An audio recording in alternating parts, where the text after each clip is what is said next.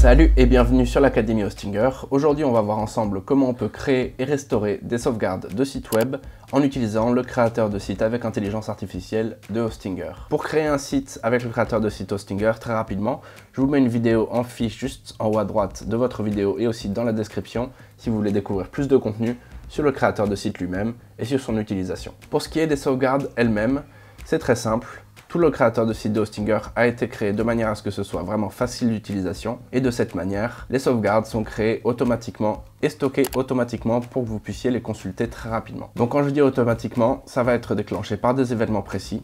Tout d'abord, quand vous publiez votre site initialement à la première publication, donc vous venez de créer votre site, vous êtes satisfait du rendu et vous publiez votre site, à ce moment-là, une sauvegarde va être créée. Ensuite, les sauvegardes suivantes seront créées à chaque modification ou plutôt à chaque mise à jour de votre site.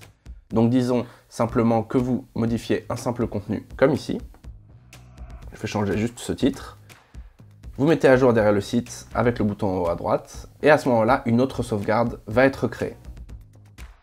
Donc à chaque fois, vous allez avoir d'autres sauvegardes qui vont être stockées chez Hostinger et que vous pourrez réutiliser. Si par exemple, vous avez fait 3 mises à jour de votre site depuis sa publication, vous aurez au total 4 sauvegardes.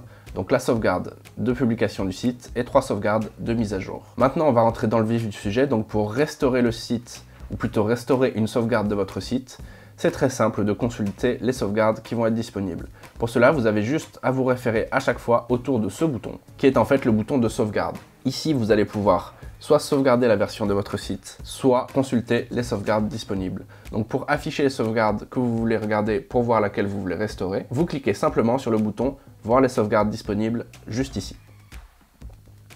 Vous allez ensuite vous retrouver sur cette page où vous pourrez consulter les différentes sauvegardes de votre site. Donc par exemple, si on veut consulter la modification que je viens de faire, on peut voir que juste ici, le titre a bien changé. Vous allez donc pouvoir sur la gauche naviguer entre vos différentes sauvegardes avec la date qui est indiquée à chaque fois. Quand vous voulez restaurer une version précédente de votre site, vous n'avez qu'à sélectionner la sauvegarde en question et cliquer sur le bouton ici pour la restaurer.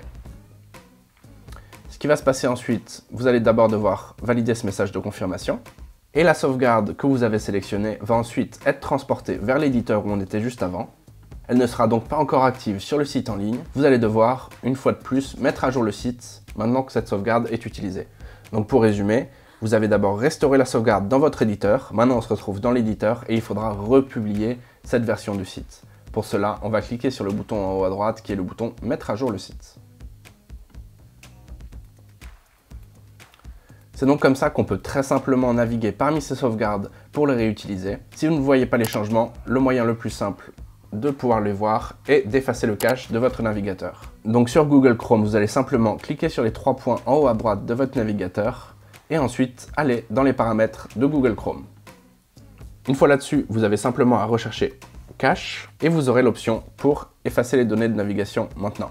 Vous cliquez sur ce bouton et vous n'avez qu'à cocher les cases. Ici, on peut cocher toutes les cases. Et vous cliquez ensuite sur « Effacer maintenant ».